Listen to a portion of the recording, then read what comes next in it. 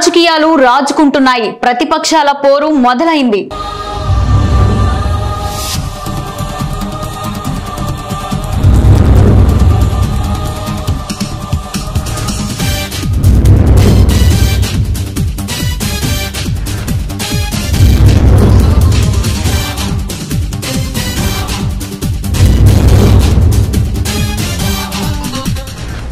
D అంటే D అంటూ party అధినేతలు సమరశంఖం పూరిస్తున్నారు.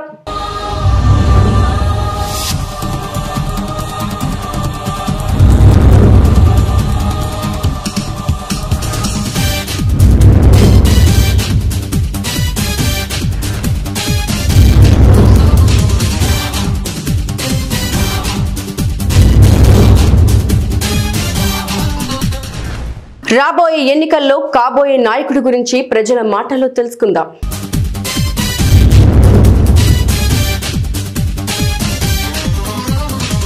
మీ పేరు? నా పేరు సిద్ధు మేడం. సిద్ధు గారు, ఇప్పుడు 2024 ఎలక్షన్స్ అయితే జరగబోతున్నాయి కదా ఇంకొక నెలలో. సో ఏపీలో ఎవరిని సీఎంగా చూడాలనుకుంటున్నారు? మేము అఫ్కోర్స్ అంటే మేము పవన్ కళ్యాణ్ ఫ్యాన్స్ మేడం. మరి పవన్ కళ్యాణ్ గారు చంద్రబాబుతో కలిసారు కాబట్టి మేము చంద్రబాబు గారిని సీఎంగా కలవాలని చూస్తున్నాం. చంద్రబాబు గారిని సీఎంగా చూడాలని మేము కోరుకుంటున్నాం. ఎందుకు జగన్ వద్దనుకుంటున్నారు? జగన్ ఎందుకు వద్దనుకోండి, జగన్ వాళ్ళు ఉద్యోగాలు లేవు. ఫస్ట్ ఆఫ్ ఆల్ అంటే అభివృద్ధి లేదు. పథకం ఇస్తున్నారు కానీ పథకం వాళ్ళు ఇచ్చి తర్వాత చాలా వరకు దొబ్బుతున్నారు. ఆ విషయం అంటే చదువుకున్న వాళ్ళు తప్పించి ఎవరు జగన్కి ఓట్లేరు. చదువుకున్నాడు ఎవడు జగన్కి ఓటేడు. మీరు ఇప్పుడు స్టూడెంటా లేకుంటే జాబ్ చేస్తారు? నేను మొన్నే నాది డిగ్రీ అయిపోయింది మేడం. ఇప్పుడు ప్రస్తుతానికి నేను బ్యాంకులో ఎంప్లాయ్.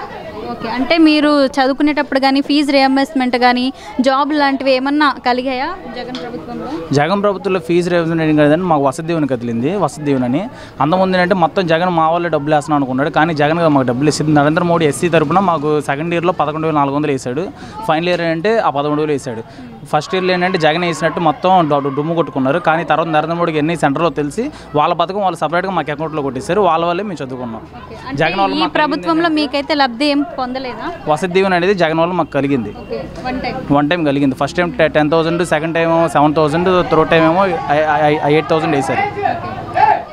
అంటే మీరు ఇప్పుడు పవన్ కళ్యాణ్ ఫ్యాన్స్ అంటున్నారు, అంటే సినిమాల పరంగానా లేకుంటే రాజకీయ పరంగా ఆయన నచ్చి మీరు ఆయనకి ఓటేద్దాం అనుకుంటున్నారా? రాజకీయ పరంగా మాకు నచ్చాడు మేడం. ఎందుకంటే ఎవడో ₹1 ఆడి జేబులో తీసి ఎవడో పంచట్ల. కానీ పవన్ కళ్యాణ్ కష్టపడి సినిమాలు తీసి వాడి జేబులో తీసి కౌలు రైతులకు 30 కోట్లు కానీ చదువుకున్న వాళ్ళకి మళ్ళీ 5 లక్షలు పవన్ కళ్యాణ్ ఒక చెక్ పెట్టాడు.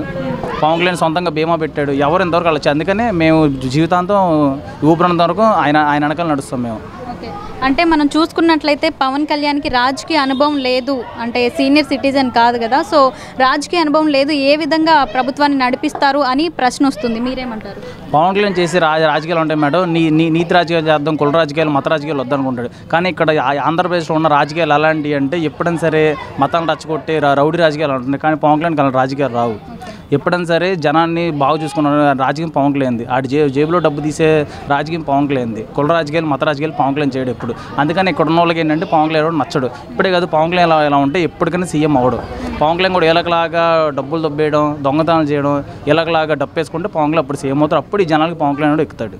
మరి పవన్ కళ్యాణ్ అంటే జనసేన టీడీపీతో కలిసింది కదా, మరి మీరు యాక్సెప్ట్ చేస్తున్నారా? యాక్సెప్ట్ చేస్తాం మేడం. చాలా మంది కూడా 24 సీట్స్ అని అంటారు. ఇదే 24 సీట్స్ అనే వాళ్ళు పవన్ కళ్యాణ్ 2019లో 137 అభ్యర్థులు నుంచో పెడితే ఆఖరి పవన్ కళ్యాణ్ కూడా నుంచో పెట్టకుండా చేశారు. వాళ్ళు నుంచున్న చోట ఓడించారు పవన్ కళ్యాణ్. ఎలా అడుగుతారు ఇప్పుడు వాళ్ళందరూ 24 ఎందుకని?